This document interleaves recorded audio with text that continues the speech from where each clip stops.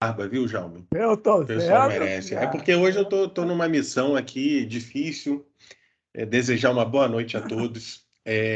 Eu estou aqui, não substituindo, né, mas ajudando aqui, como se fosse o avatar, né, Ah, do professor tá. Alexandre. Ele teve um Isso. problema pessoal, mas tá tudo bem com ele, com o familiar, mas em breve ele estará aqui conosco. E ele até passou o material dele, a gente tem um material bem semelhante, eu ministro essa disciplina em outros blocos, né? Tive o prazer aqui de encontrar algumas regiões que eu já conheço, isso é bem legal. Pô, nosso Rio de Janeiro, né, Jaume? Com Gigantesco, né? certeza, né? Então, pô, conhecer cada um dos lugares é difícil, mas vou ter o prazer aqui de trocar informações com vocês, trocar experiências. E a nossa ideia aqui é munir vocês com ferramentas múltiplas e você vai ter ali a tua caixa de ferramentas. E tem ferramentas que a gente às vezes não usa e tem outras ferramentas que a gente usa muito. Então, a ideia aqui é a gente apresentar como cada uma dessas ferramentas funciona e você ter ali guardadinho. Numa determinada necessidade, você vai pegar aquela ferramenta e vai utilizar na gestão da sua empresa, da sua loja, do seu ateliê, enfim. E essa é a ideia.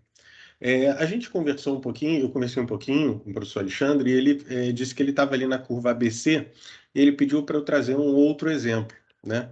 E primeiro contar um pouquinho até de onde surge essa curva ABC, né? É uma história bem interessante, né? Não sei se ele já contou para vocês, mas não custa a gente relembrar. A curva ABC surge de um filósofo, né, um economista também naquela época, isso acho que tem mais de 100 anos, foi em 1890 aproximadamente. Ele estudava a distribuição de renda na Itália. Se chama Vilfredo Pareto, né? E naquela época o cara que estudava, ele buscava ali relações entre é, acontecimentos da natureza e acontecimentos do dia a dia, do comportamento humano. E ele percebeu, olha a curiosidade, ele percebeu que na plantação de vagem que ele tinha na casa dele, haviam algumas vagens ali, algumas ervilhas nessas vagens, e as ervilhas é, que estavam em uma pequena quantidade de vagens eram as maiores. E quando ele fez a conta ali, o que que ele observou? Que 80% das maiores ervilhas estavam em 20% das vagens. Ele pegou essa mesma lógica, que parece não ter sentido absolutamente nenhum, e tentou aplicar na concentração de renda. A gente está falando de 1890 na Itália. Aquelas pessoas que tinham renda, que tinham patrimônio, eram as pessoas que tinham terras. A conclusão que ele teve era que 80% da terra na Itália estava concentrada em 20% da população. Ou seja, era uma desigualdade que regia ali a distribuição de renda. Essa mesma lógica foi aplicada em diversos outros conceitos. Em conceitos de manutenção, onde quando algum defeito ocorre em um processo, e, por exemplo, na fabricação que vocês fazem aí, seja crochê, seja bordado, qualquer tipo de fabricação, 20% dos causadores de defeitos respondem por 80% das falhas. Então, quando a gente resolve esses causadores, que são poucos, a gente acaba solucionando grande parte do problema em termos de volume. E essa ideia da curva ABC acabou sendo generalizada. Ela foi colocada na área de estoque, na área de logística, lembrando, né, que toda essa lógica matemática, que parece não ter sentido nenhum inicialmente, ela começou com ervilha, né, lá com Pareto. E só muito tempo depois é que ela acabou sendo trazida ali para a logística, para a parte de estocagem. Bom, e a curva ABC é baseada exatamente nesse princípio, que a gente chama de princípio de Pareto, em homenagem ao Vilfredo Pareto. E como é que funciona essa curva ABC? Imagina que você tem um estoque com diversos itens e 80% do valor do estoque está concentrado em 20% dos itens que você tem. Ou seja, você tem uma quantidade pequena de itens que, em termos de valor, corresponde à grande maioria do valor do seu estoque. Então, você tem, por vezes, uma quantidade grande de itens que acaba correspondendo em valor a relativamente pouco. Essa lógica que é trazida para a estocagem, ela pode ser utilizada também nas próprias vendas, né? Pode ser utilizada também na identificação dos clientes. Se vocês repararem, sem fazer nenhum tipo de conta, se você olhar os seus clientes, com certeza você vai observar que uma quantidade pequena de clientes acaba sendo responsável pelo maior faturamento que você tem no seu ateliê, na sua oficina, ou seja, na sua empresa. Então, identificar esse grau de importância, seja do cliente, seja do produto que você está vendendo, é fundamental para a gente conseguir gerir a nossa empresa, beleza? Então, para isso que serve a curva ABC. A curva ABC, ela leva em consideração a importância dos itens, correlacionando a quantidade desses itens com o valor total desses itens. E, na maior parte das vezes, esses 20%, em termos de quantidade de itens, eles estão relacionados a 80% do valor. Só um detalhe aqui. Quando a gente fala dessa relação 80-20, não é exatamente 80, não fica ali buscando ali certinho esse valor. Isso é só uma ideia dessa desigualdade que acaba regendo aí a distribuição em termos de valor associado às quantidades que você tem ali. Eu vou mostrar um pouquinho como é que a gente faz para montar essa curva, para fazer essa classificação, mas a ideia é o seguinte, é que os produtos classificados enquanto produtos A são os prioritários, são os mais importantes, aqueles que têm o maior valor dentro do estoque.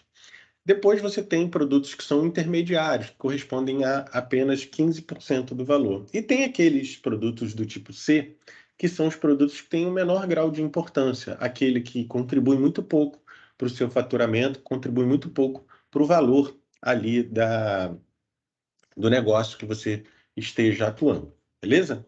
Então, isso Paulo, aí. Oi, professor Jaume. se a gente pensar num supermercado, até para tornar a coisa, Sim. né, mais no olhar deles, né? Acho que isso fica muito claro, né? Uhum.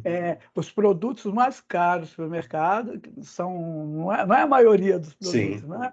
É uma coisa, exatamente. tá, dá para tirar, sabe, que eles são muito caros, mas aí tem uma quantidade imensa de produtos que são mais baratos, né? Sim.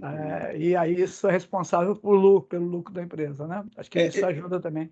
eu trouxe até um vídeo com algumas curiosidades com relação a esse princípio. E aqui eu vou tentar aqui passar para vocês, espero que a conexão esteja boa. E aí vamos ver se vai passar legal aqui. O som tá bom? Opa, parou o som, Som desculpa. tá beleza, tá Oh, bom. então beleza. Você sabia que 80% de toda a riqueza do mundo está concentrada em apenas 20% da população? Ou então, que 80% dos crimes são cometidos por apenas 20% dos criminosos? Você sabia que 80% de toda a cerveja bebida no mundo é consumida por apenas 20% dos bebedores de cerveja? E que 80% de todo o trânsito está localizado em apenas 20% das ruas e avenidas? Ou até que em 80% do tempo você usa apenas 20% de suas roupas? Podem parecer apenas curiosidades, mas estes são alguns exemplos da enorme desigualdade que rege o universo. Esse princípio aparece muitas e muitas vezes, nas mais variadas situações, e ele é chamado de princípio 80-20, ou princípio de Pareto. É claro, os números podem variar de um caso para o outro, mas tente focar no ponto principal. A minoria dos recursos é responsável pela maioria dos resultados. Eu vou te mostrar como esse princípio pode impactar a sua vida. Então, vamos dar uma olhada em como isso funciona nos negócios, nas interações sociais e nos Professor, relacionamentos. Oi? Vamos desculpa começar pelos interromper, mas é negócios. só para avisar que o pessoal de Queimados não está conseguindo ver o vídeo. O restante está assistindo? O vídeo não Aí é para subiu. aproveitar e perguntar se o restante está conseguindo ver. Queimados não foi. Eles não tá. Niterói também não. Não, pessoal, ele fez tinindo ali, tem gente que fez tinindo.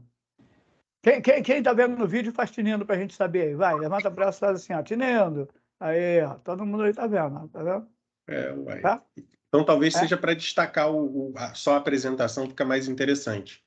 Se puder. Não, professor, não dá para mudar isso não, o senhor. Ó, Niterói está solicitando um controle. Não entendi. Não, que isso, Niterói? Vai. Tirei Vamos aqui, com ó. calma. Mas eu vou fazer o seguinte, eu Eu vou vou tirar a tirar apresentação e e colocar vou de colocar de novo. novo, que aí com certeza vai aparecer para eles. Tá bom. Obrigada, professor. Nada, imagina. Obrigado vocês aí por estarem sempre atentos. Assiste lá o vídeo.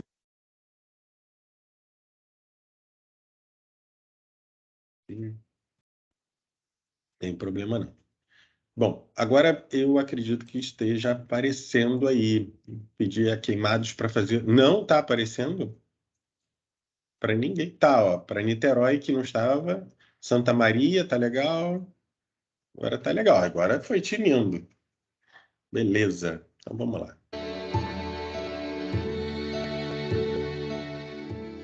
Você sabia que 80% de toda a riqueza do mundo está concentrada em apenas 20% da população? Ou então, que 80% dos crimes são cometidos por apenas 20% dos criminosos? Você sabia que 80% de toda a cerveja bebida no mundo é consumida por apenas 20% dos bebedores de cerveja? E que 80% de todo o trânsito está localizado em apenas 20% das ruas e avenidas? Ou até que em 80% do tempo você usa apenas 20% de suas roupas? Podem parecer apenas curiosidades, mas estes são alguns exemplos da enorme desigualdade que rege o universo. Esse princípio aparece muitas e muitas vezes, nas mais variadas situações, e ele é chamado de princípio 80-20, ou princípio de Pareto.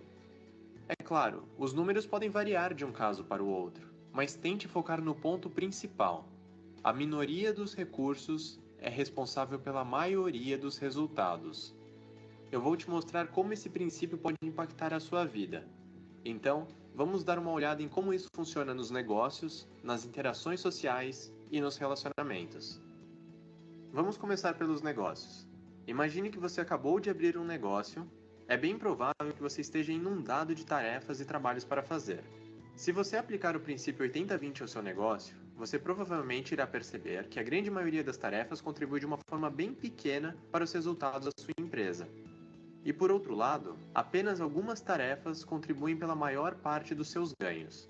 Se você quiser mudar completamente a situação da sua empresa, você poderia terceirizar ou contratar alguém para cuidar das tarefas que causam menor impacto e poderia até mesmo descartar algumas outras. Isso liberaria 80% do seu tempo para que você pudesse trabalhar nas tarefas de grande impacto, aumentando drasticamente os seus ganhos. Pense que se você se dedicar o dobro aos 20%, você terá 160% do resultado e ainda terá muito mais tempo livre. Seria uma grande mudança no seu negócio e na sua vida.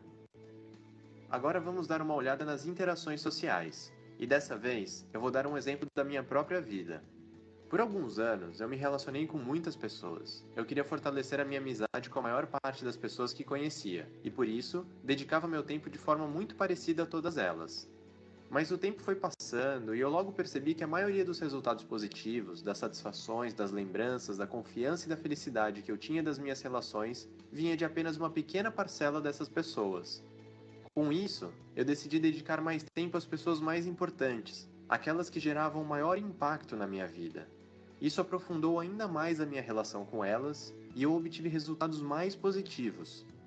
E ainda, liberou bastante tempo em minha vida para que eu pudesse me dedicar aos meus estudos, aos livros, aos meus negócios e à minha saúde. Agora eu vou te mostrar como o princípio se aplica aos relacionamentos. Imagine um namorado que passa o dia todo trabalhando. Ele sai do escritório e vai para a casa de sua namorada. Depois de passarem várias horas juntos, ela reclama, alegando que ele não dedica nem um pouco do seu tempo para ela. Ele não entende como isso pode acontecer depois de ficarem tanto tempo juntos. Mas embora eles estivessem juntos, a verdade é que essas horas não valeram praticamente nada. Ele estava mais preocupado em ficar no sofá vendo televisão e checar as suas redes sociais no celular a cada 5 minutos. Ou seja, a maior parte do tempo dele produziu um resultado insignificante na sua relação com a namorada.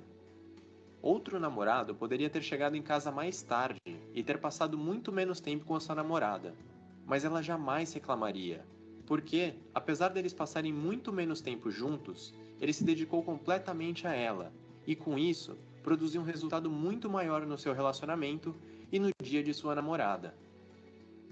Esses foram apenas alguns exemplos de como o princípio 80-20 pode ser aplicado na sua vida e nos negócios.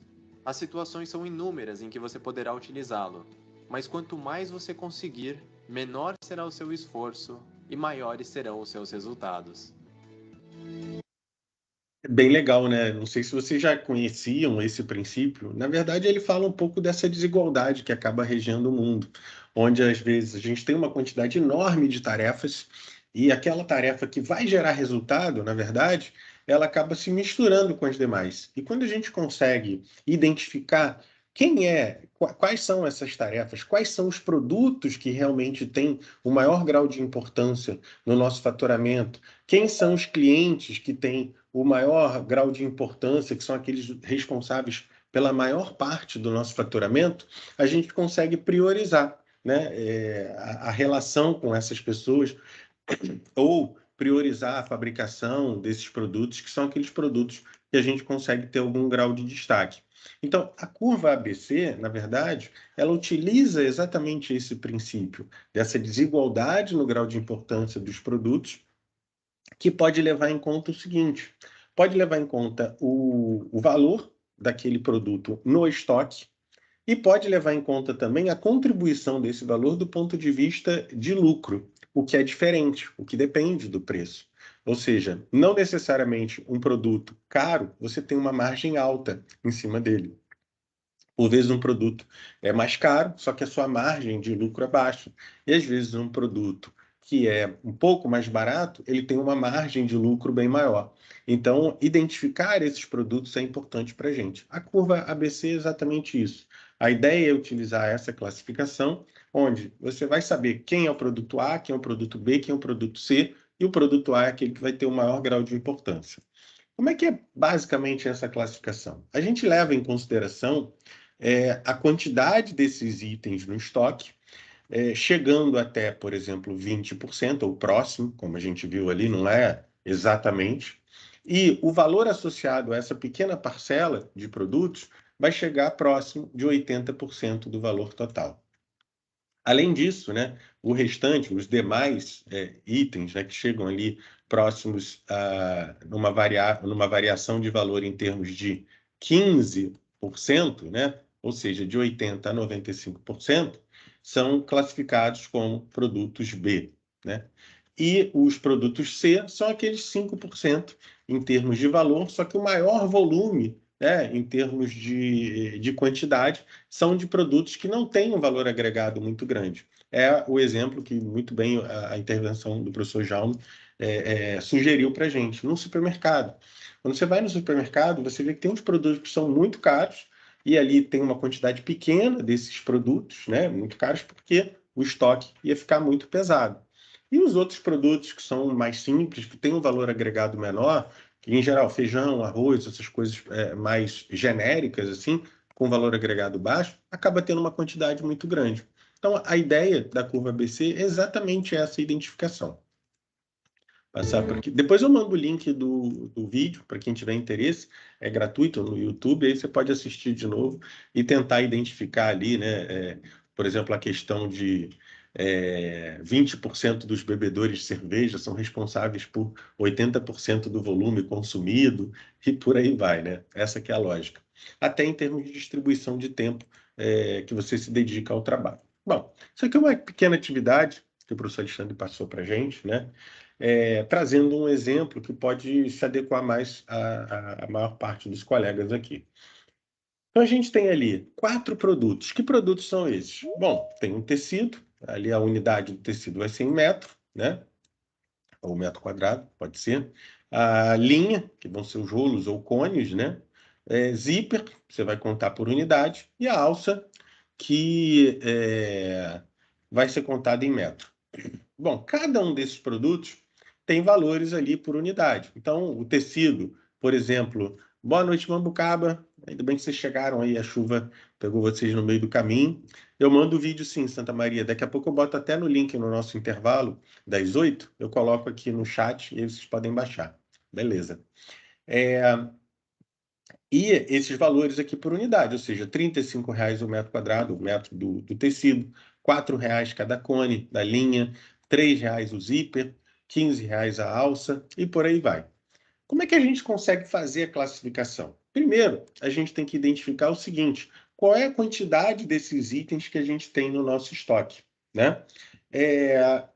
Vamos lá, olha, aqui óbvio uma estimativa que o professor colocou, né? Quantidade, 10 unidades de metros, né? São 10 metros de tecido, 10 cones de linha, 30 unidades de zíper e 20 alças. Bom, a gente tem que calcular o preço total, ou seja, quanto que a gente tem em termos de valor dentro desse estoque. Como é que a gente faz isso? Só pegar o preço unitário e multiplicar pela quantidade. 35 vezes 10, 350. R$ 4,00 é a unidade do cone de linha, vezes 10 unidades, R$ 40,00. R$ 3,00 a unidade do zíper, vezes 30 em termos de quantidade, teremos R$ 90,00 de valor de estoque do zíper. Agora, R$ 15,00 a alça vezes 20, teremos R$ 300,00 de valor de estoque em alça, né? Quando a gente faz esse somatório, a gente identifica que o nosso estoque, para esse nosso exemplo, é de R$ 780,00. Só que aqui, lembrando que a gente tem que dar o grau de importância de cada um desses produtos. E como é que a gente consegue classificar esse grau de importância? A gente pode classificar de forma decrescente, do maior para o menor. Ou seja, aqueles itens que têm o maior valor em estoque vão ficar na lista. A gente vai fazer ali o primeiro, o segundo lugar, terceiro lugar, em função do valor total. Então a gente já observa aqui, olha, quem é o primeiro? O tecido é o primeiro. Quem é o segundo? Olha, a alça tem R$ 300,00, logo ela é a segunda. Quem é o terceiro? O zíper. Quem é o quarto e último, né? A linha, em termos de valor total. E a gente reorganiza um pouco essa tabela, fazendo exatamente essa classificação. Observem que agora a classificação é decrescente, ou seja, do maior, que é tecido ali, para o menor, que é a linha. E a quantidade continua a mesma. O que a gente precisa fazer agora? Depois de ordenar de forma decrescente, em termos do preço, cada um desses produtos, a gente tem que calcular o preço total acumulado, ou seja, qual é o valor acumulado no estoque quando eu somo cada uma dessas unidades. Então, aqui, o que a gente faz? O primeiro não tem quem somar, né? Não tem nenhum anterior. Então, ali, o valor acumulado, 350. Agora, na segunda linha, a gente tem que pegar o valor da alça, que é R$ 300,00, e somar com o valor anterior, somar com 350. Teremos ali um valor acumulado de 650, ok? Agora, na terceira linha, a gente tem R$ 90,00 somados com os 650, totalizando 740. Depois, na última linha, a gente tem R$ 40,00 somados aos 740 anteriores, teremos 780, que é exatamente o valor total. Então, a gente foi somando grupo a grupo, tá ok? Agora a gente já tem o preço total acumulado. O que a gente precisa fazer agora? Agora a gente precisa calcular o percentual. Muita gente tem dificuldade de calcular o percentual.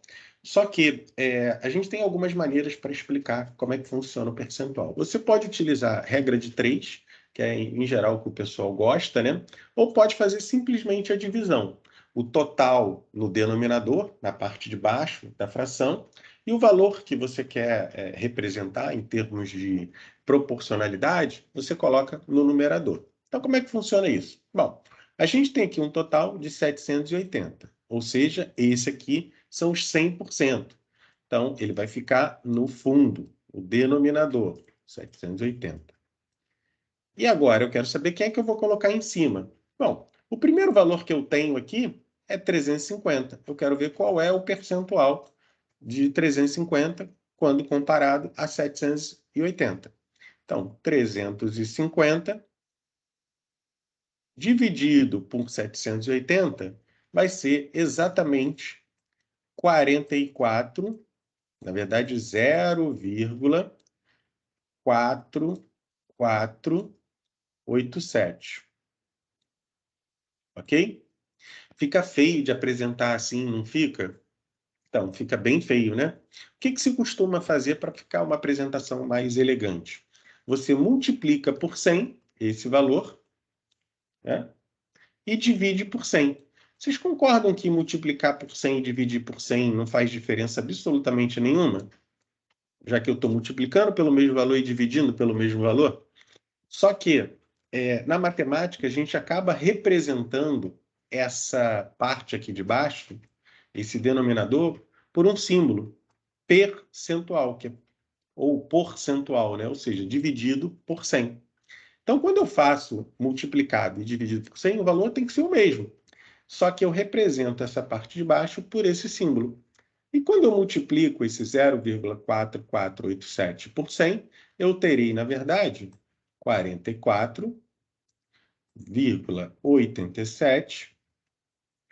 Esse valor é dividido por 100. Só que ao invés de colocar o dividido por 100, eu coloco esse símbolo aqui, de porcentual ou percentual, que simboliza exatamente isso, que esse valor eu estou dividindo por 100. Então, é uma maneira bem simples da gente conseguir identificar essa questão do percentual, que muita gente acaba tendo um pouco de dificuldade. Bom, só que aqui a ideia é eu fazer o percentual acumulado. O que é esse percentual acumulado? É eu pegando os valores acumulados e dividindo pelo valor total. Já fizemos o primeiro, 350. Vamos fazer o próximo? Bom, o próximo valor acumulado é 650. Se eu pegar 650 e dividir por 780, eu terei o valor de 0,8333. E eu posso representar, né, como sendo 83,33%. É que eu estou usando o mouse, mas eu tenho aqui a canetinha, tudo, mas não sei, prefiro o mouse. Eu sei que o Jaume usa o quadro também aqui, né? Ele tem também tablet, mas eu sou das antigas, Jaume, eu prefiro o mouse. E aí eu tenho o valor aqui acumulado, 83,33. Faço a mesma coisa para o valor seguinte, 740. Então, pego ali, ó, 740 dividido por 780. O valor que eu tenho, 94,87%. E agora, no final, 780 dividido por 780, o valor que eu terei é 1, né? Ou 100%, o total.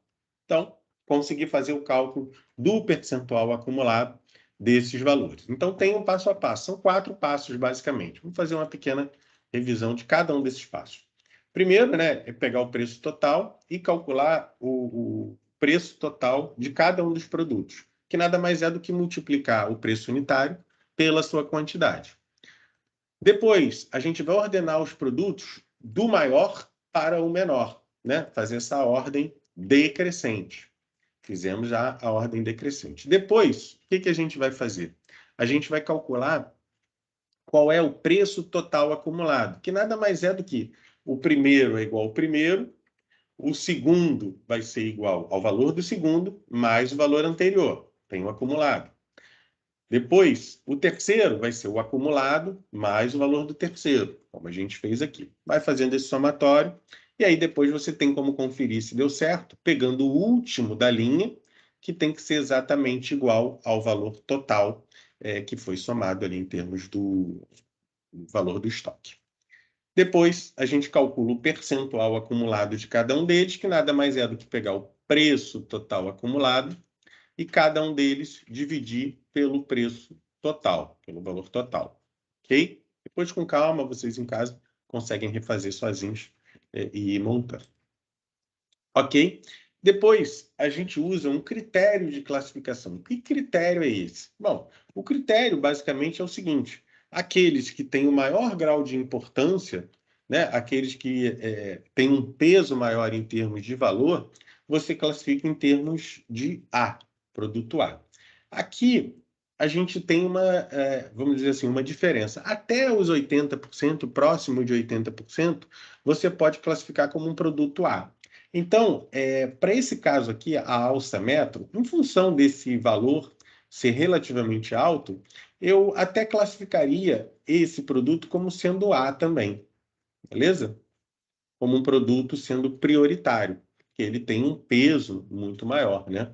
Você vê ali, quando você faz o somatório em termos de peso, esses dois produtos correspondem a mais de 80% do valor, ok? E óbvio que o zíper, que contribui relativamente pouco, em termos de diferença, olha, só R$ 90, ele pode ser classificado como um produto intermediário, onde a gente tem uma quantidade razoável, né, em termos de número, só que o valor é relativamente pequeno. Já as linhas, o que a gente observa? Que a gente tem uma quantidade pequena e um valor também muito pequeno ali associado. Então, ele pode ser classificado como um produto C, que você não vai se importar muito. O que isso quer dizer? Quer dizer que, se você tiver que priorizar um tempo maior para você barganhar preço, quando você for executar uma compra, que a gente fala aqui de gerir compras. O que é gerir compra? Você saber comprar bem, saber o que vale a pena ser negociado. Nesse caso em particular, a gente já identifica que os produtos classificados como A, que são o tecido e a alça, isso não é um exemplo hipotético, tá? Você tem que fazer para você. Nesse caso em particular, você tem que ter um cuidado maior com a negociação com o teu fornecedor, tentar uma margem, um prazo maior, tentar ali barganhar até o custo de cada um desses produtos. Por quê? Porque não vai adiantar você negociar, por exemplo, linha. Não vai ser onde vai ter peso no teu custo, né? Não vai ser o zíper. Agora, o tecido, ele tem um volume maior, ele tem um preço maior, ele é classificado como um produto prioritário, um produto A, então é aquele produto que você tem que ter muito cuidado na compra. Então vai valer a pena você gastar um tempo maior barganhando, você buscando preço, fazendo ali uma pesquisa de mercado para ver qual é o fornecedor que acaba te entregando um produto num preço melhor. Pode falar, Pati. Boa noite. Boa noite. Meu nome é Monique. Uhum. Uma pergunta, nessa questão, se eu consigo barganhar um valor com o meu revendedor, valeria a pena eu estocar mais esse produto, assim, ter mais quantidade de estoque ou não? Aí que tá. Não existe uma resposta 100% correta, por vários motivos. Muito provavelmente vocês vão fazer ou já fizeram gestão financeira, né? E acho que está dando retorno aí. Se você quiser botar no mudo e depois abrir para falar. Ah, beleza. Muito provavelmente vocês vão ver uma questão de gestão financeira. Uma coisa importante que a gente fala em gestão financeira é o ciclo de caixa. O que é o ciclo de caixa? O ciclo de caixa é a diferença entre o momento que você paga ao fornecedor e o período em que você recebe pela venda do produto. Vamos exemplificar para ficar simples. Imagina você vende bolo. Você vai no supermercado e você compra leite condensado, chocolate, farinha, ovos e tal. E você paga à vista. Aí você foi lá na segunda-feira, comprou essa matéria-prima e pagou na segunda-feira. Sexta-feira, uma pessoa te encomenda o bolo. E você faz o bolo na sexta-feira e a pessoa te paga na sexta-feira. O ciclo de caixa são 5 dias, porque você comprou a matéria-prima segunda-feira e vendeu o produto e recebeu por ele na sexta-feira, beleza? Observa o seguinte, se você tivesse comprado uma quantidade muito grande de farinha, ovos e chocolate e leite condensado, você não conseguiria vender rapidamente toda essa quantidade. E aí, o que ia acontecer? Você ia precisar de muito mais dinheiro empatado, aspas, tá? Empatado na sua loja, na sua empresa. E aí você, se fizesse sempre isso, ia chegar um determinado momento em que você ia ter dificuldade para financiar ali aquelas compras. É só você observar as estratégias que algumas empresas fazem, ou pessoas mesmo. Imagina agora a seguinte situação. Você vai segunda-feira no mercado e, casualmente, é aquele dia em que o cartão virou. Se você comprar na segunda-feira, você vai ganhar 45 dias para pagar a farinha, deixa eu ver se eu lembro, né? Farinha, leite condensado, chocolate e ovos. Você vai ganhar 45 dias para pagar. Beleza, chegou na sexta-feira, você recebeu a encomenda e a pessoa pagou à vista. O que aconteceu? Você recebeu pelo produto antes mesmo de ter que pagar para o seu fornecedor, que é o mercado nesse caso. Então, o seu ciclo de caixa ele vai ser negativo, vai ser menos 40 dias. Ou seja, você já está com dinheiro na mão que você não colocou absolutamente nada. Quanto você colocou nesse negócio? Zero. Você colocou só o seu trabalho, óbvio, né? Não estou falando conta de luz, outras coisas. Mas do ponto de vista de matéria-prima, você não colocou nada. Por que eu estou dizendo isso? Se você tem uma quantidade grande na compra, qual vai ser o grande problema? Você vai precisar de um tempo muito maior para fazer a venda. Porque você tem uma quantidade grande, você vai ter que pagar por aquilo, mesmo que financiado, que parcelado, mas o tempo já vai estar correndo. Então, comprar muito acaba não sendo, na maior parte das vezes, muito interessante. É óbvio que a gente tem que ponderar. Acontecem queimas de estoque, surgem oportunidades, e aí cada um vai saber lidar com isso, né? A questão é, se eu compro muito, eu vou ter que, num grande espaço de tempo, conseguir vender essa quantidade para recuperar aquele valor que foi colocado. E aí eu vou precisar colocar mais dinheiro na firma, que é o tal do capital de giro. O que é o capital de giro? É um dinheiro que eu coloco ali para que a empresa fique rodando. Naquele caso inicial, o nosso capital de giro ele ficava 5 dias amarrado na empresa, que você não conseguia tirar. A gente falou de um exemplo simples, um bolo, né? Alguma coisa assim. Mas quando o volume começa a ficar grande, você imagina, né? Ao invés de você comprar 10 metros de tecido, você comprou 100 metros de tecido. O estoque está enorme ali, beleza. Só que o que vai acontecer? Será que você vai conseguir recuperar todos aqueles 100 metros que você pagou ali num curto espaço de tempo, da parcela vencer, né? Do cartão ou do financiamento? Então, não existe uma resposta, vamos dizer assim, 100% correta. Você vai ter que avaliar. Por exemplo, surgiu uma oportunidade maravilhosa, um tecido custa 35 e tem uma queima de estoque, o cara está vendendo a 10. Pô, peraí, vamos embora, leva tudo, né? Porque, pô, foi 1/3 do valor, e aí eu vou fazer esse investimento, esse dinheiro estava investido em outra coisa, e eu vou triplicar ele ali fazendo essa compra. Então, é avaliar o momento, mas pensando sempre. Quando a gente fala de compra, a gente fala também de gestão financeira. E esse tempo entre eu pagar a matéria-prima, eu conseguir trabalhar a matéria-prima, vender o produto e receber pelo produto, quanto maior essa distância, mais dinheiro eu vou deixar congelado dentro da empresa. Uma coisa que eu sempre falo também, né? Quando a gente fala de artesanato, o tempo ele acaba sendo crucial. Por quê? Imagina que você compre 50 rolos, cones de linha. Pra você fazer tricô, macramê, amigurumi, qualquer coisa. Você tem um tempo de produção, que aí você fica ali, olha, eu consigo por dia fazer 5, 6, 8, não sei, um número. Você tem esse limite de produção. E se você tem uma quantidade muito grande, o tempo de produtividade vai ter que ser muito maior, porque você é uma pessoa só, e é um trabalho que tem um cunho artístico, tem um cunho manual ali, que você não tem como automatizar, botar numa máquina e ficar 24 horas por dia. A gente observa aqui vários colegas que não querem perder tempo, está assistindo a aula e está ali, trabalhando direto. Isso é legal. Mas pense sempre nisso. Quando você comprar uma quantidade grande, você tem que levar em conta que o teu tempo de processo vai ser maior. Até você ter o produto acabado, conseguir ofertar para o teu cliente, conseguir vender para o cliente. E, além disso, quando você vende, eu tenho certeza que todo mundo aqui usa maquininha. E o cara sempre pede para jogar em 3 vezes, 2 vezes. Aí você vai receber 60 dias depois o total que foi vendido.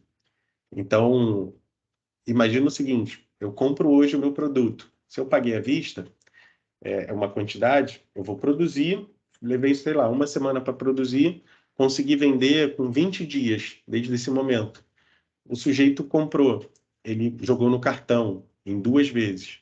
Eu só vou receber o total 60 dias ou 90 dias depois. Olha o intervalo de tempo que você colocou o seu dinheiro e não tirou o dinheiro.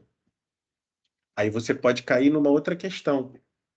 Tenho certeza que todo mundo manda um SMS para vocês. Antecipação de recebíveis do cartão, não manda? Para você antecipar aquela parcela eventual que o cliente pagou, não é? Só que ele te cobra por isso, né? Ele tem um desconto. E óbvio que não vale a pena. O banco nunca vai te oferecer alguma coisa para te trazer vantagem, né? Então, esse malabarismo, né, que a gente tem que fazer em caixa, as pessoas fazem até em casa. Eu dou o exemplo do meu pai. Meu pai tem 2 cartões de crédito. Ele fica esperando o tempo para conseguir aqueles prazos de 45 dias, 30 dias para pagar. Ele vai fazendo essas jogadas. E nas empresas isso também acontece. Por isso, assim, sendo bem objetivo, você tem que avaliar a situação do teu caixa, porque se você compra uma quantidade muito grande, mesmo aproveitando o preço, a questão é que você vai ficar com um valor amarrado relativamente grande durante muito tempo. E aí você vai poder ter algum problema de liquidez. O que é liquidez? É ter o dinheiro na carteira, para o momento que você precisar você tirar e pagar. Então, acho que tentei responder isso. Sua pergunta foi bem legal até. Beleza, valeu. Então, tem esse malabarismo, vamos dizer assim, que a gente precisa fazer para conseguir esses prazos em termos de pagamento, receber o quanto antes. A brincadeira que eu falo sempre, né, é que o mais interessante é o ciclo de caixa negativo. Imagine você trabalhar com o dinheiro dos outros, né? Você compra no seu cartão, tem 45 dias para pagar e vende à vista com 30 dias. Pô, eu estou com dinheiro antes de precisar pagar, né? Quanto você colocou? Você não colocou nada, você não colocou nenhum real dentro da empresa. O capital de giro é negativo, né? Ou seja, está trabalhando com o dinheiro dos outros. Então, fazer essa mágica, esse malabarismo, depende de vários aspectos. Planejar a compra muito bem, em termos de quantidade, em termos do período e do prazo que você vai ter de pagamento.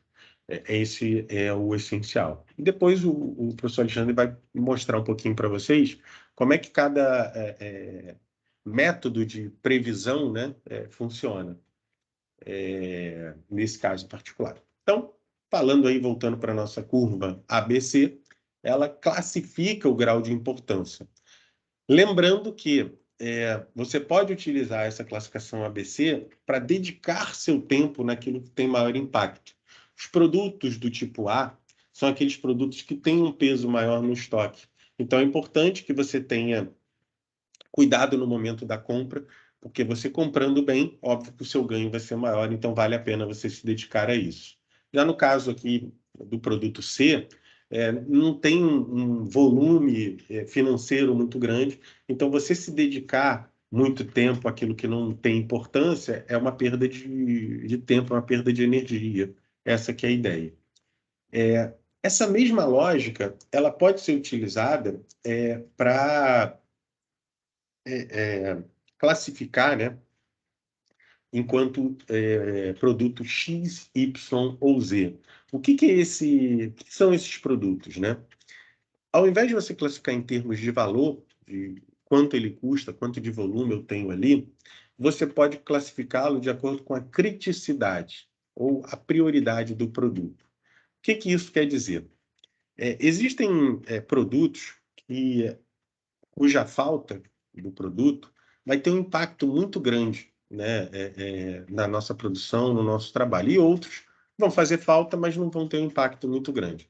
É você imaginar o seguinte: você está com estoque dentro da sua casa, estoque de alimentos, né? Eu sempre gosto de usar, né, a armazenagem em casa. E aí, algumas coisas não podem faltar em casa. Arroz, feijão, ou seja, são produtos com um grau de criticidade grande, que é aquilo que você usa direto. Agora, de repente, faltou, não sei, faltou o ketchup. Bom, vai fazer falta? Vai. Mas qual o grau de importância? Não é tão grande. A ideia da classificação X, Y, Z é classificar esses produtos, essas matérias-primas, de acordo com o grau de importância que ela tem no processo de fabricação. Algumas coisas podem faltar. Alguém falou, Queimados está falando que a tela não subiu por aqui. Eu vou tirar o compartilhamento e colocar de novo, tá, Queimados? Que aí fica mais fácil. Quando for assim, pode mandar no chat mesmo que eu estou de olho aqui. Eu estou com 2 telas, e aí fica legal. Obrigada, beleza. professor. Valeu. Estamos atentos. Então, essa aqui é a ideia. Deixa eu clicar aqui. Agora foi aqui. Valeu, tinindo, como diria Jaume. Então, essa classificação usa a mesma lógica de você tentar avaliar se aquela falta daquele produto vai fazer uma importância muito grande. Então, essa que é exatamente a ideia. O item A é aquele ordinário, que tem uma criticidade... Perdão, o item X é aquele que tem uma criticidade relativamente baixa, não vai ter grande impacto, né? Aquele item Y é um item que pode ser substituído por outro. Já o item Z é aquele que é vital. Se faltar, meu irmão, acabou, eu não tenho como trabalhar. Essa que é a realidade, beleza? De cada um deles. Usando ainda a mesma lógica, a gente pode classificar enquanto produtos 1, 2 e 3. A classe desses produtos leva em consideração a dificuldade que você tem de comprar o produto. Vamos imaginar o seguinte: algumas pessoas aqui têm equipamentos, maquinários, né? Por exemplo, a máquina overlock. Dependendo da marca que você tem nessa máquina de costura, você tem uma dificuldade maior de comprar peça de reposição, não é? Aquela engrenagenzinha de reposição, né? A máquina de bordar também é a mesma coisa. Tem uma marca que é mais barata, só que o item, as peças de reposição, você tem uma dificuldade muito maior. Não vou falar a marca, mas a gente conhece. Você tem uma dificuldade maior de adquirir. Então, você pode classificar os produtos que você utiliza enquanto classe 1, que são aqueles difíceis de serem comprados. Às vezes, você pode comprar produtos importados de outro estado, de outro município, que leva tempo para o sujeito te entregar. Então, esse você tem que ter um cuidado maior. E tem outros produtos que você encontra em prateleira, em qualquer lugar. Você vai ali em algum fornecedor seu, essas lojas de departamento, e você consegue comprar. Se não tiver ali, você vai na outra, compra também e não tem problema nenhum. Então, usa essa mesma lógica, 1, 2, 3, para fazer essa classificação. Tem também a classificação PQS. Vocês já viram que o pessoal gosta de usar acrônimos, letras ali para identificar tudo. Como é que funciona essa classificação? Ela leva em consideração a popularidade que aquele produto dispõe. O que é uma popularidade do produto? Aquele produto que é muito procurado, né? Você tem ali, a gente usa termos assim para gourmetizar a coisa, né? Seu portfólio de produtos. O que é esse portfólio de produtos?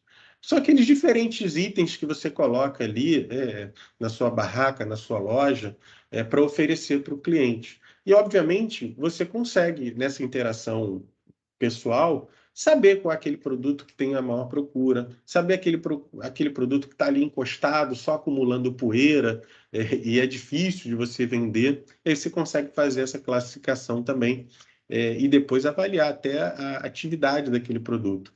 Se você é melhor descontinuar, não fabricar mais aquele produto, que ninguém procura, e aquele que não pode faltar ali na sua loja. Então, essa que é a lógica utilizada. Bom, a gente tem que falar de alguns conceitos básicos do ponto de vista de estocagem. Sempre que a gente estoca um material, é interessante a gente anotar quando ele entrou, qual foi a quantidade que entrou, qual a quantidade que saiu, né, e quando ela saiu. Para que isso, né? Quando a gente controla o estoque, seja de matéria-prima, seja de produto acabado, e a gente sabe os intervalos de entrada e saída, isso permite que a gente utilize ali indicadores. O que são indicadores? São números, são como se fossem faróis que mostram para a gente, olha, esse produto está ficando muito tempo no estoque. Na próxima vez, não compra essa mesma quantidade, não. Compra um pouquinho menos, né? Então, como é que a gente faz isso? Através dos inventários. O que é um inventário? Infelizmente, eu tenho certeza que todo mundo já perdeu um ente e teve que fazer um inventário. O que se faz no inventário? Você levanta tudo aquilo que a pessoa, o falecido, né? Tudo aquilo que o falecido tem ou tinha, né? Para que seja dividido. No caso de estoque, o inventário é a mesma coisa. É você chegar no estoque e contar tudo que tem no estoque. Para que isso? Para você conferir se a tua planilha, o teu caderno de controle, se ele está batendo com a realidade. Tem várias situações onde a gente vai em lojas e a pessoa digita, deixa eu ver se tem aqui no estoque. A pessoa digita, está constando que tem no estoque, só que quando ela vai lá verificar, não tem no estoque esse item, porque o estoque está furado. Ou seja, isso é uma falha de gestão. E a ideia de você, de forma periódica, ou seja, de tempos em tempos, realizar essa contagem, é óbvio que é alguma coisa que tem custo, né? Porque é o seu tempo de trabalho que vai estar dedicado ali para você contar, anotar, fazer tudo isso.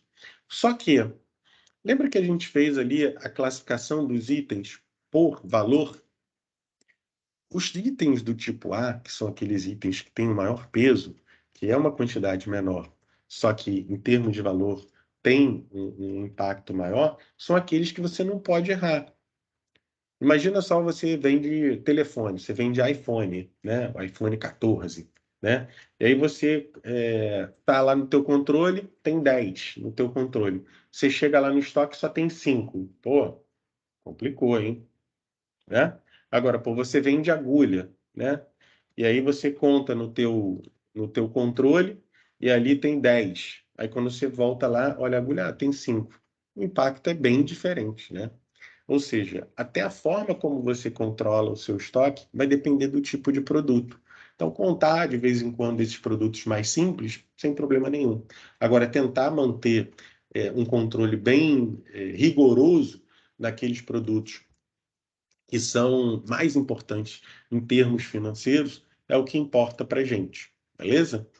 E aí, qual é a grande dica que a gente tem que trazer aqui? A grande dica é registrar sempre entradas e saídas do estoque com as datas e quantidades para que você consiga criar esses indicadores, criar esse hábito de controle.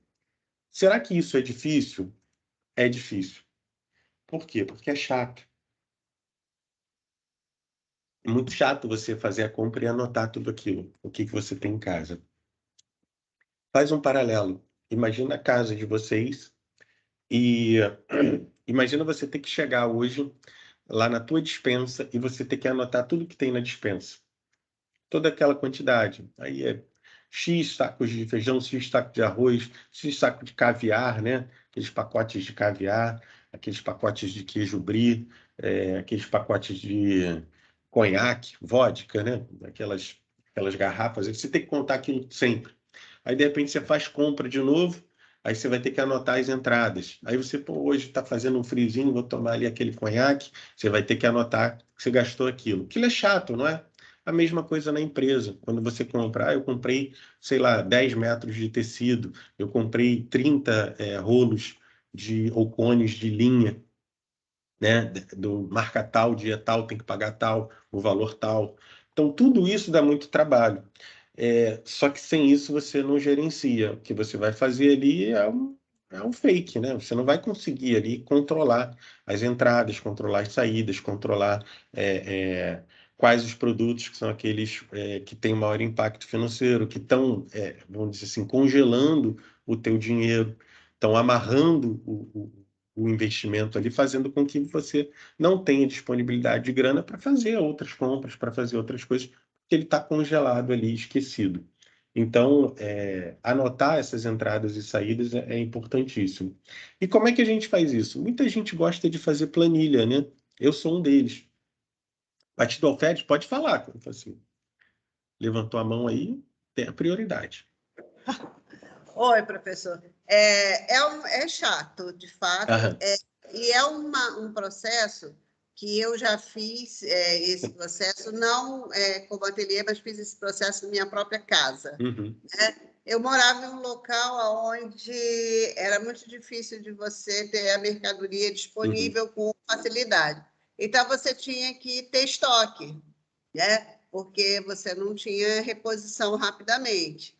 Então, eu tinha uma despensa e aí eu tinha os itens lá para comprar mensalmente, né? Tinha uma periodicidade. Então, através dessa lista que eu tinha, onde eu controlava a entrada e a saída do que estava na despensa, eu conseguia otimizar minhas compras, não comprava em excesso e também não faltava nada.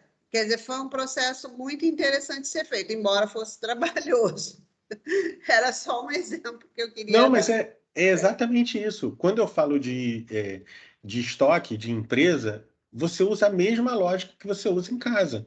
Por exemplo, né, eu costumo sempre usar isso que é dia a dia nosso. Pô, você vai fazer as compras de mês. O que que você faz? Você compra uma quantidade X de feijão. Aí você gasta 10 quilos de feijão por mês. Beleza. Aí você comprou 10 quilos.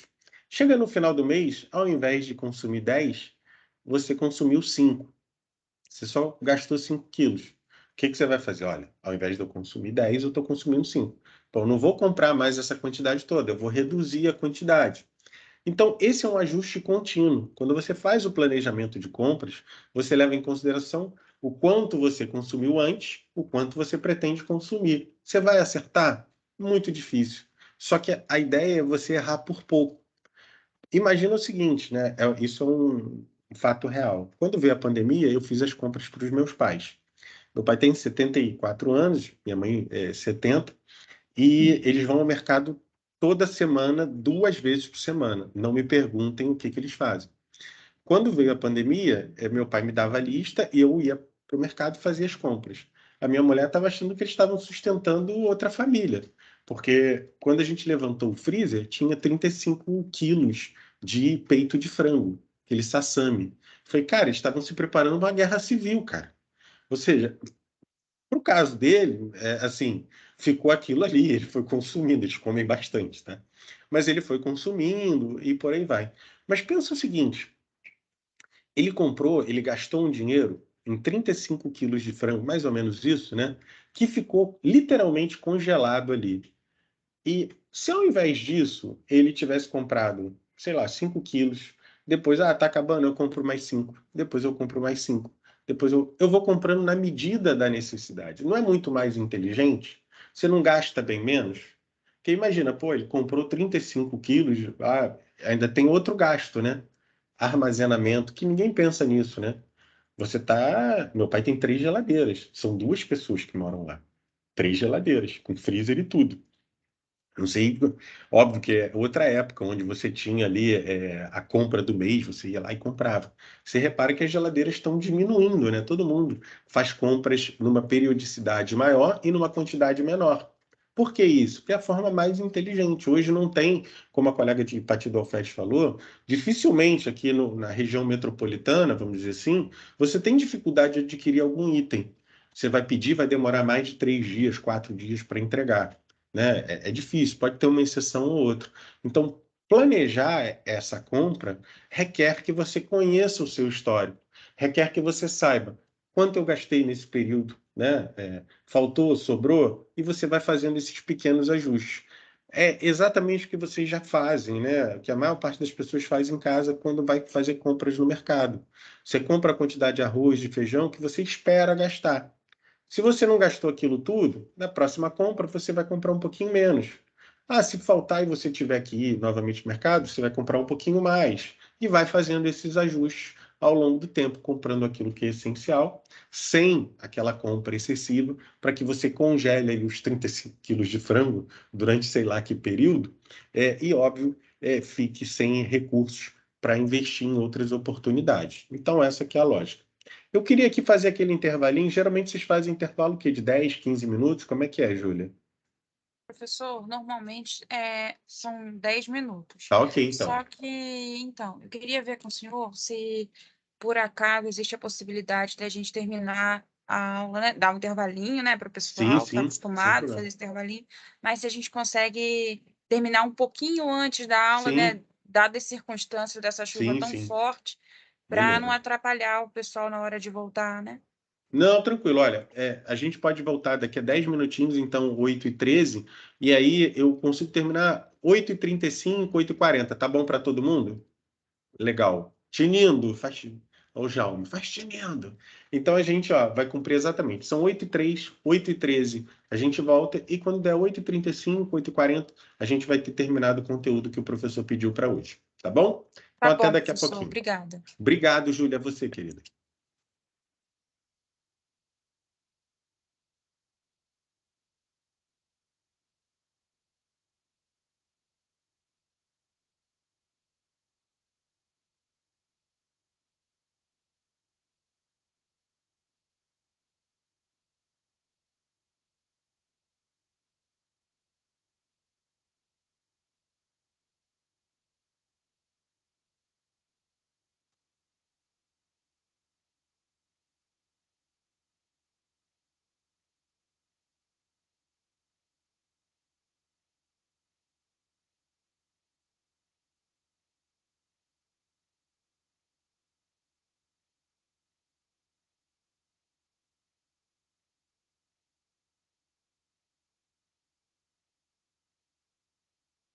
Pessoal, se alguém tiver alguma dúvida até então da aula, quando voltar é só entrar na filinha e perguntar, tá bom?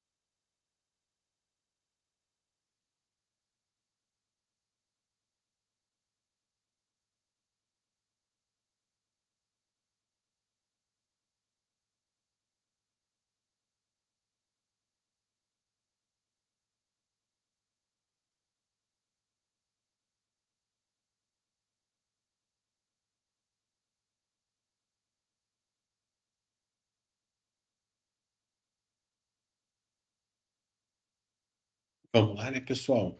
Que aí, aqui também tá chovendo forte. Aí vamos lá que aí o pessoal consegue ir para casa tomar aquele conhaque, que eu sei o pessoal de Pati do Alferes já até riu quando eu falei isso, né?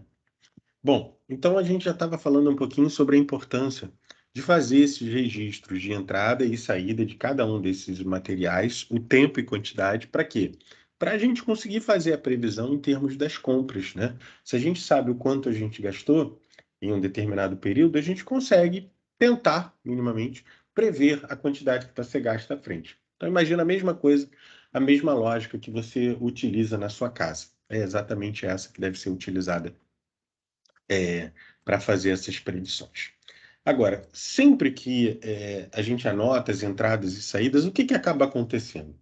Por vezes, erros acontecem. Por que acontecem esses erros?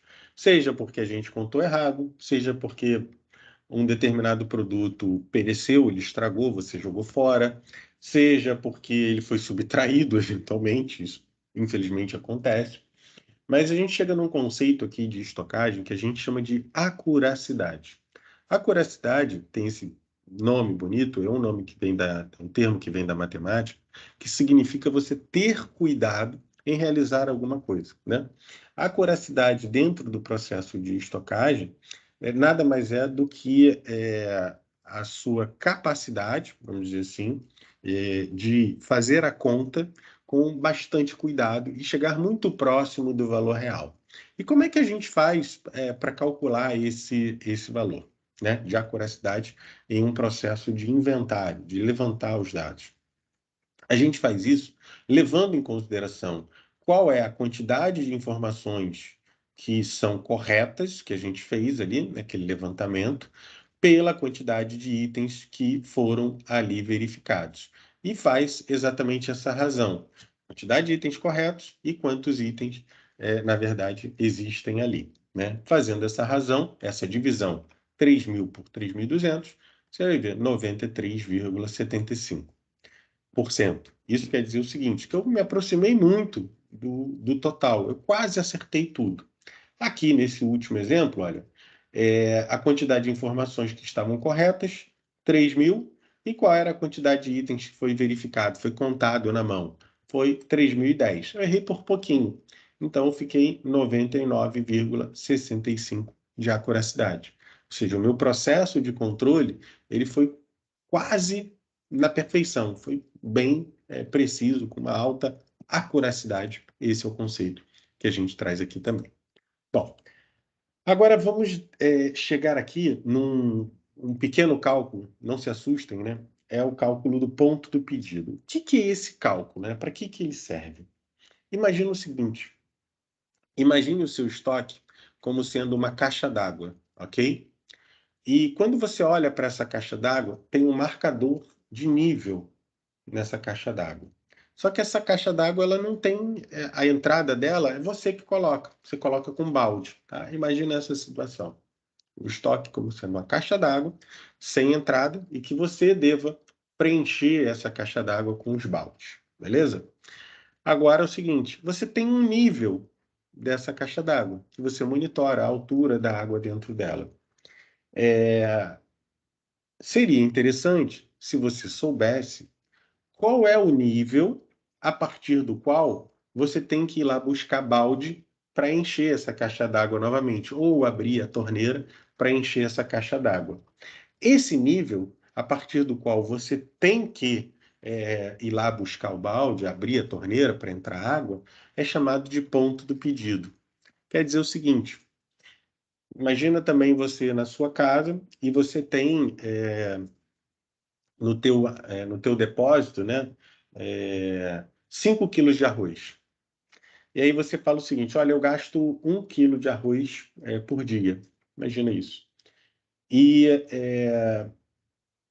eu faço o pedido pela internet desse arroz, e ele leva 2 dias para ser entregue. Óbvio que você vai ficar olhando a quantidade de itens que você tem ali, de sacos de arroz, e aí, quando chegar numa quantidade X, tiver 3, tiver 2 sacos, o que você vai fazer? Você vai fazer o seu pedido na internet para que, 2 dias depois, entreguem uma determinada quantidade de arroz ali para repor o seu estoque.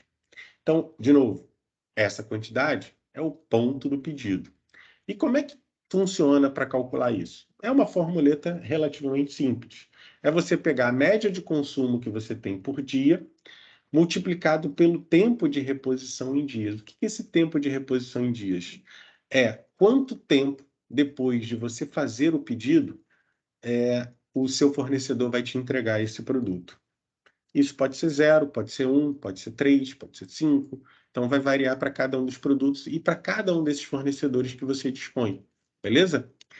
Além dessa quantidade que é consumida vezes o tempo de reposição, você tem que considerar que tem que ter ali um estoque mínimo. O que é esse estoque mínimo? É aquele estoque de segurança, aquele estoque para, caso o fornecedor venha atrasar, eu ainda tenha material para eu trabalhar, eu ainda tenho arroz, né? Eu ainda tenho a água ali. Então, esse estoque mínimo é esse estoque de segurança, né?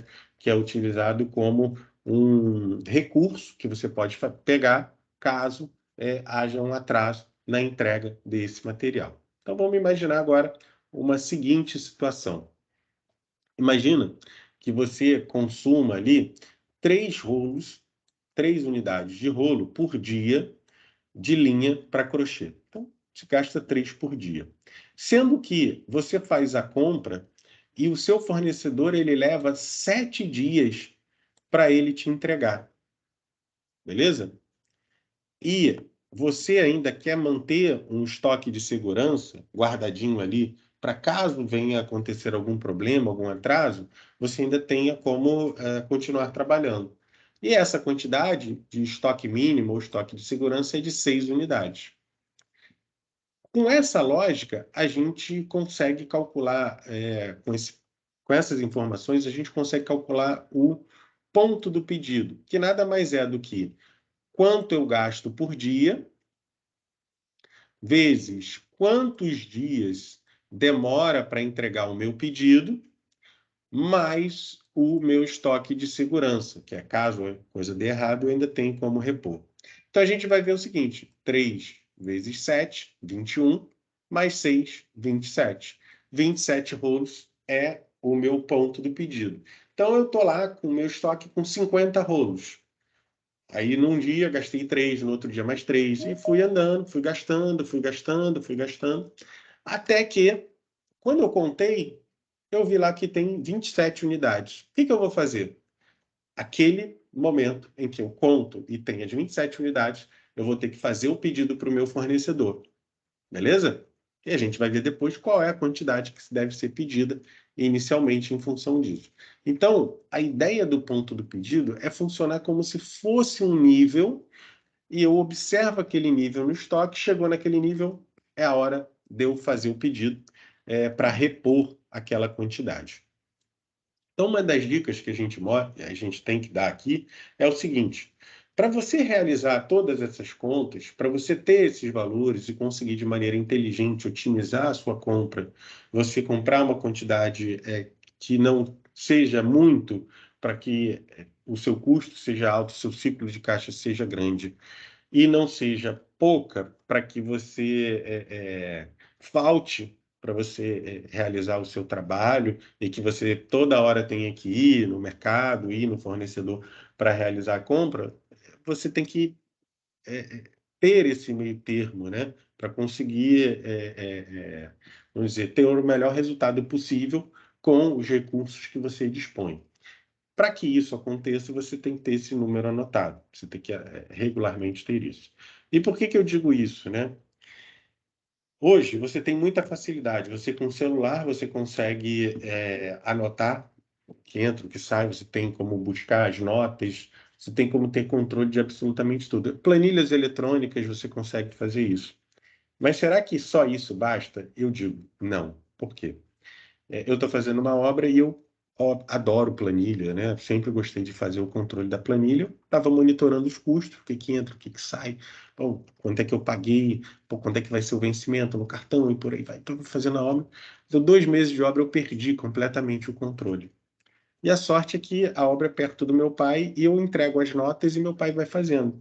O meu pai tem um chumaço de papel, e papel A4, papel de caderno, papel misturado de diferentes tamanhos, onde ele tem tudo anotado à mão e ele faz a conta em calculadora.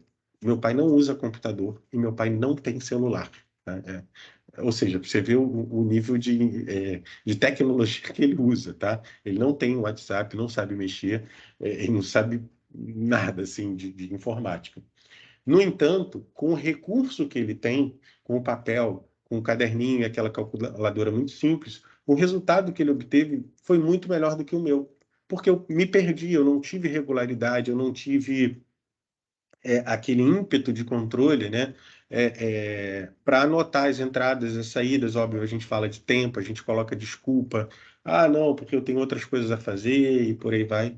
O fato objetivo é, eu, mesmo com toda a tecnologia, com domínio de informática, com domínio de celular, de Excel, de Power BI, de vários recursos tecnológicos e tal, perdi para um cara que estava anotando tudo num chumaço de papel, diferente papel de pão, papel de sei lá o quê, tudo anotado na mão. Então, percebam que o importante é você ter uma regularidade nesse controle, independente do tipo de recurso que você utiliza para isso, tá?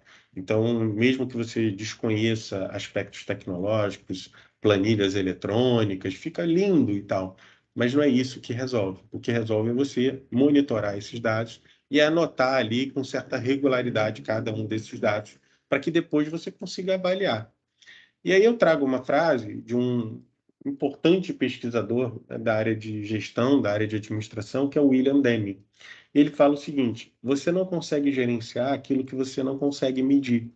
Ou seja, se você não mede o que entra, o que sai, quando entra, quanto sai, quanto você está ganhando com a margem, você não consegue gerenciar. Você também não mede aquilo que você não define. Se você não definir as quantidades, se você não definir o tipo de estoque que vai ser monitorado, qual o tipo de hierarquização que você vai utilizar, você também não vai conseguir medir. Outra coisa, você não define aquilo que você não entende e não tem sucesso naquilo que você não gerencia. Ou seja, a gente tem que medir as coisas, a gente tem que ter rastreabilidade, a gente tem que ter as informações ali de tal forma que a gente consiga recorrer e buscar a qualquer momento, independente da tecnologia que a gente use. Seja anotando no caderninho, seja fazendo uma tabela com uma régua, como for o caso, ou seja, com uma planilha eletrônica, caso você domine ali. Mas ter essa regularidade, saber a importância que isso vai ter futuramente, é fundamental para que você saiba que você não está jogando ali tempo fora. Tendo esses valores anotados, entradas e saídas, você consegue agora sim medir o desempenho do seu modelo de compras, medir o desempenho do seu estoque, utilizando indicadores. Quais são os principais indicadores? A gente tem o prazo médio dos produtos, a gente tem o giro do estoque, a gente tem o tempo necessário para repor todo o estoque, a gente tem o custo médio desses produtos que estão no estoque e tem também o percentual de perdas associado a cada um desses produtos. Fazendo essa leitura, fazendo esses cálculos, vocês vão conseguir à frente melhorar, né? Saber o seguinte: quais são os produtos que têm mais giros, o que é mais importante, saber quais são os produtos cujo prazo de estocagem está muito grande, ou seja, eu comprei demais, está demorando para esse produto sair, para eu retornar o investimento que foi feito. Então, tudo isso faz com que haja uma dificuldade maior para a gente sem a medida, né, isso cria uma dificuldade maior para que a gente consiga otimizar, melhorar o desempenho da nossa empresa. Então, aqui, como é que a gente calcula o prazo médio dos produtos em estoque? Imagina o seguinte: um artesão que tem armazenado 1.000 unidades de um produto em 2021. Em 2022, ele armazenou 3.000 unidades. O custo dessas mercadorias que foram vendidas foi de 300 mil. Como é que a gente calcula o prazo médio dos produtos em estoque? É só você pegar o estoque médio e dividir pelo custo da mercadoria, multiplicando essa divisão, essa razão, por 360 ou 365. O que são esses 365 aqui? São os dias do ano. A gente está usando como escala ano, poderia ter utilizado mês, poderia ter utilizado semana, mas a gente está usando ano. Então, vamos fazer essa conta. Qual é o estoque médio? É só eu pegar 3.000 de 2021, perdão, 1.000 de 2021, somar com os 3.000 de 2022, a gente terá 4.000. A média é só dividir por 2 e vai encontrar um estoque médio de 2.000 unidades, ok? Então, já temos o estoque médio. O custo da mercadoria a gente já tem, ó, os 300 mil. Então, pega ali, ó, 2.000 dividido por 300 mil vezes 360. Então, temos ali, ó, um prazo médio dos produtos em estoque de 2,4 dias. O que isso quer dizer?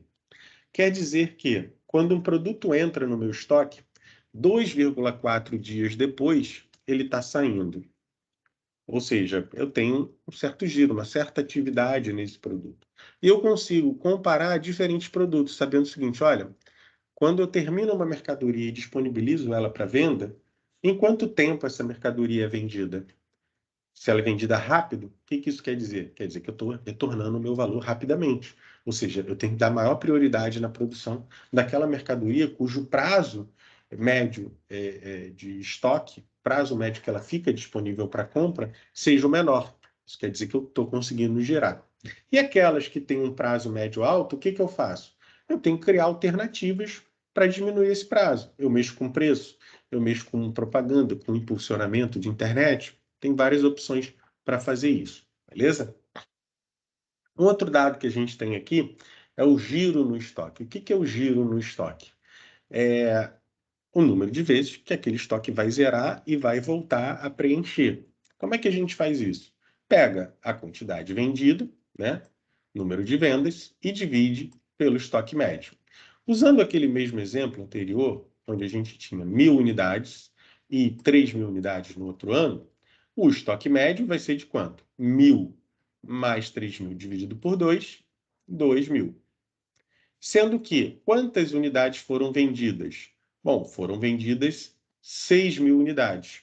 6.000 dividido pelos 2.000 vai ter um giro de estoque de 3. Isso quer dizer que, num espaço de um ano, eu zerei o meu estoque 3 vezes. Ou seja, eu zerei e preenchi esse estoque 3 vezes. Isso mostra para a gente o seguinte: quanto maior esse número, quanto maior esse indicador, quanto maior o giro em estoque, mais interessante.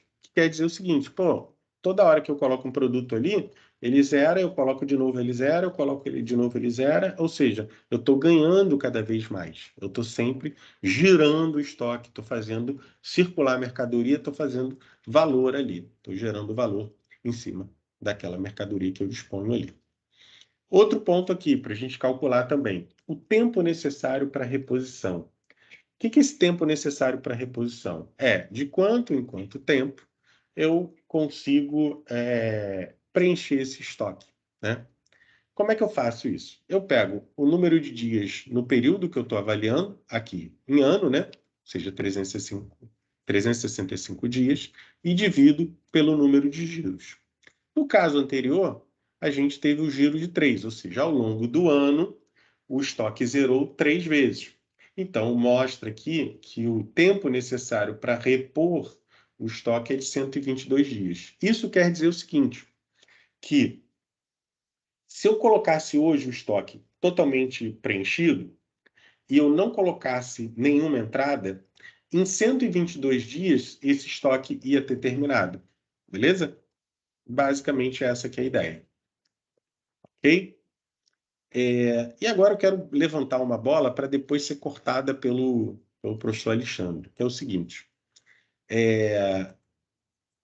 Esse tipo de ferramenta que eu vou mostrar aqui, algumas pessoas podem não utilizar, outras podem ser que utilizem.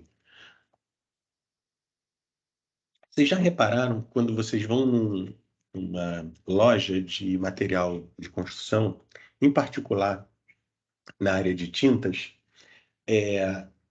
a tinta ela é fabricada na hora? A cor que você escolhe, o tom que você escolhe, ela é fabricada na hora, não é? Por que isso é feito? Imagina o contrário. Imagina que se isso não fosse feito? Quando você chega numa loja dessas, você tem ali uma quantidade gigantesca de cores, enorme ali, sei lá quantas mil cores você escolhe. Será que a loja teria capacidade financeira e de espaço para ter tudo aquilo disponível ali? Você já imaginou isso? Você quer um azul fúcsia, nem sei se existe isso. Você quer um bege, sei lá o quê. Será que o cara teria tudo isso esperando ali, sei lá quantos anos, para você comprar aquilo?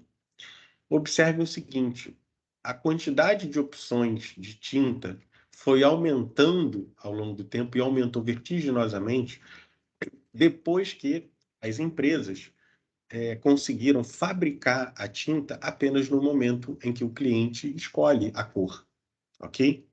Essa estratégia é chamada de postergação. Em inglês, postponement, né? Fica bonito, né? Que nada mais é do que você atrasar a finalização de um produto, fazendo com que alguns detalhes desse produto que o tornam único sejam feitos apenas após a compra do cliente ou após o pedido do cliente. Será que isso a gente consegue em qualquer situação? Pode ser que sim. Vou dar alguns exemplos aqui. A questão da tinta fica clara para todo mundo, né? No estoque você tem lá algumas cores, né? Você tem o branco gelo, o branco neve, o outro não me lembro, né?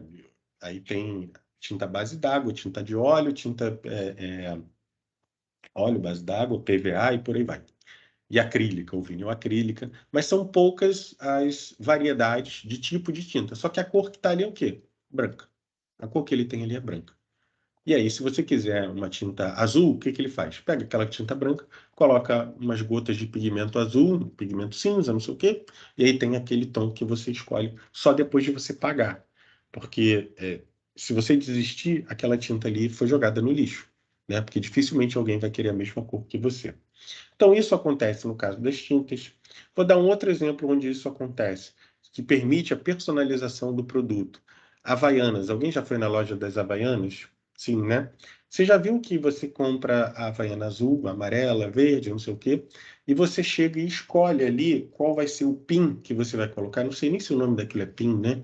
Aí você pega a bandeirinha do Brasil, aí o cara vem lá com a máquina. É sim, professor. É pin? Opa, então é isso, eu acertei. Já comprei alguns. Então, vamos ver se o exemplo é verídico. Você vai lá, crava aquilo ali, e aí só você tem aquela Havaiana com aquela personalização, né? Ou seja, você finalizou o produto, tornando o produto único, sendo que a parte grosseira do processo foi feita. O produto está todo pronto. Será que o tipo de produto que vocês têm permite essa postergação? Permite que você tenha um produto semi-acabado e que você personalize o produto na medida em que o cliente peça essa personalização? Em geral, o pessoal que faz bonequinha, por exemplo, né, tem alguns detalhes, o tipo, a cor do cabelo, se usa óculos ou não, né? Esses pequenos detalhes você consegue finalizar na medida que o cliente compra. Então, é tentar pensar nessa estratégia de armazenamento que seja estratégica. Eu vou terminar daqui a pouco, só vou dar um último exemplo, que é o exemplo da Benetton, né? Que é uma marca de, como é que eu vou dizer, de moda, né? Se vocês pesquisarem depois o tipo de roupa que eles vendem, são roupas coloridas com cores tipo fluorescente. Azul fluorescente, verde fluorescente, amarelo fluorescente. Não são cores muito comuns, assim, né? E qual é a mágica que eles fazem? Eles fabricam as roupas todas brancas. E eles deixam guardada ali, com a grade já pronta, PNG, fica tudo branco ali. E ele colore algumas dessas e manda para as lojas.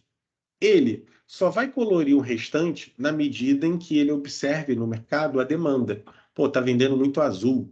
Eu tinge mais azul desses brancos e manda para a loja. Tá vendendo muito amarelo. Tinge mais amarelo e manda para a loja. Ou seja, ele deixa, aspas, engatilhado o produto de tal forma que, em havendo a necessidade, rapidamente ele cumpre essa necessidade e disponibiliza lá para o pessoal. Cumpri minha meta, viu, gente? Que foi entregar vocês ali 8h40. causa da questão da chuva. Espero que vocês voltem bem aí para casa, para a residência de vocês. Agradecer demais aí as perguntas, a interação que a gente teve. E na semana que vem, o professor Alexandre já vai estar disponível aí e vai estar com vocês para continuar, tá bom? Espero que vocês tenham gostado. Um forte abraço a todos, uma boa noite, um bom retorno ao lar. Tchau, tchau, gente. Um beijo enorme para vocês. Tchau, tchau. Muito obrigada, professor Rafael. Muito obrigada pela Obrigado, Júlia. Um abraço para você. Bom trabalho, bom descanso agora. Valeu. Obrigada para o senhor também. Pessoal, boa noite, boa volta para casa, que voltem todos em segurança. E até semana que vem. Boa noite, tchau.